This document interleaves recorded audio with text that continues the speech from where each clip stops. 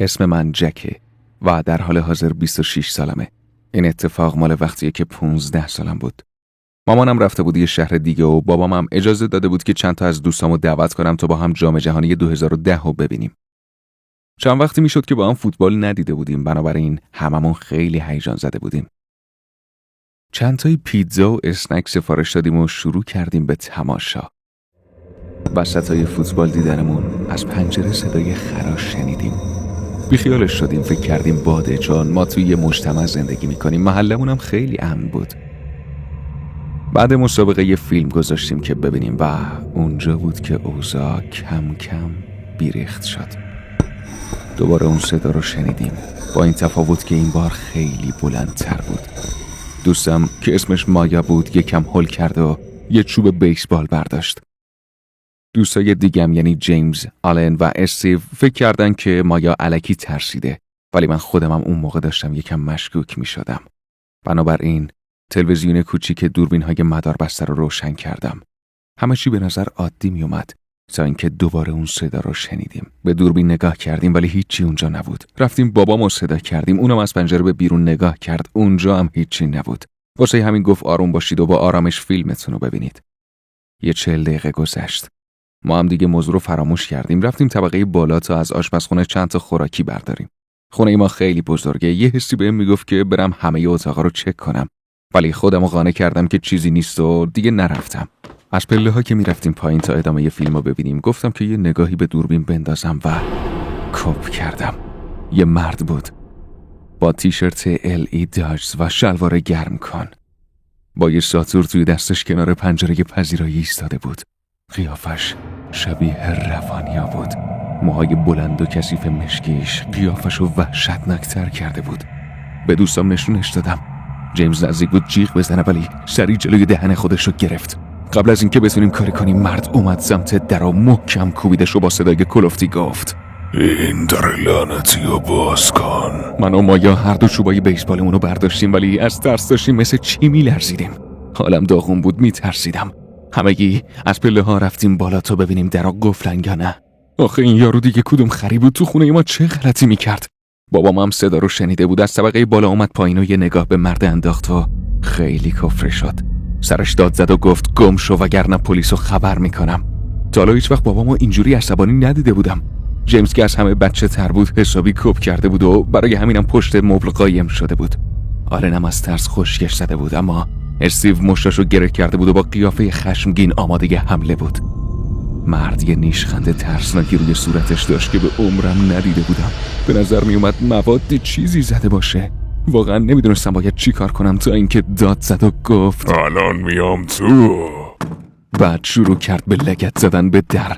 اونجا بود که من بالاخره به خودم اومدم و داد زدم گورتو گم کن وگرنه خودم میکشمت. من واقعا نمیدونم چرا اینو گفتم و ای کاش نمیگفتم، چون یه نگاه به هم انداخت و رفت سمت پنجره و با شونش خوردش کرد. بابام داشت به پلیس زنگ میزد و رفته بود توی آشپزخونه تا چاقو برداره. من و مایا تنها افراد مسلح جمع بودیم. طرف دیگه وارد خونمون شده بود. من و مایا هر دو با فریاد رفتیم سمتش و حمله ور شدیم.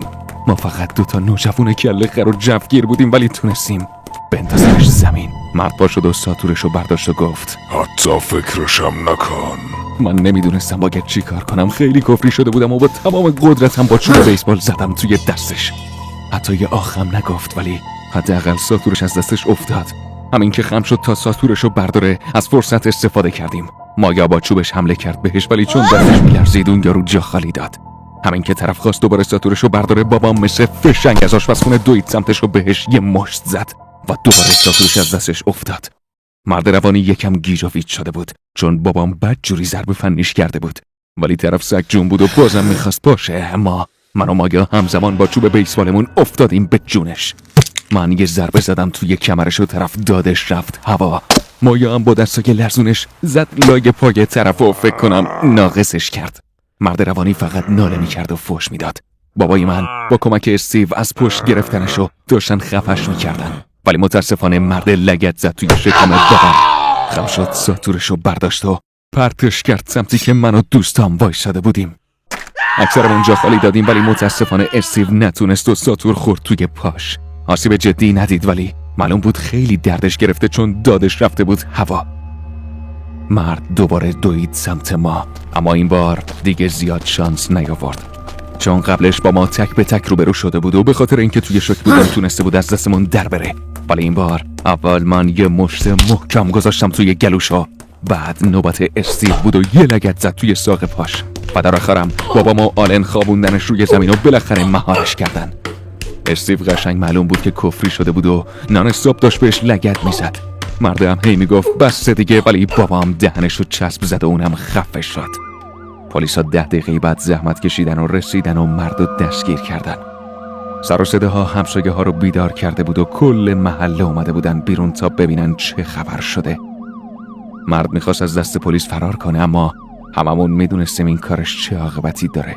به شوکر زدن و انداختنش توی ماشین و بردنش.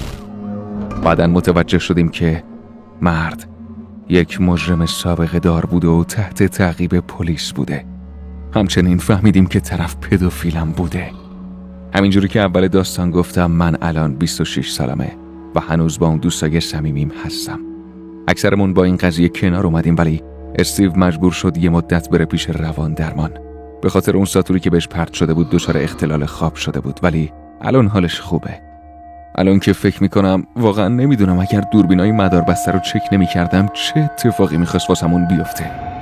و واقعا خدا رو شکر میکنم که این کارو کردم، چون ممکن بود دیگه نتونم این داستانو واسهتون بگم.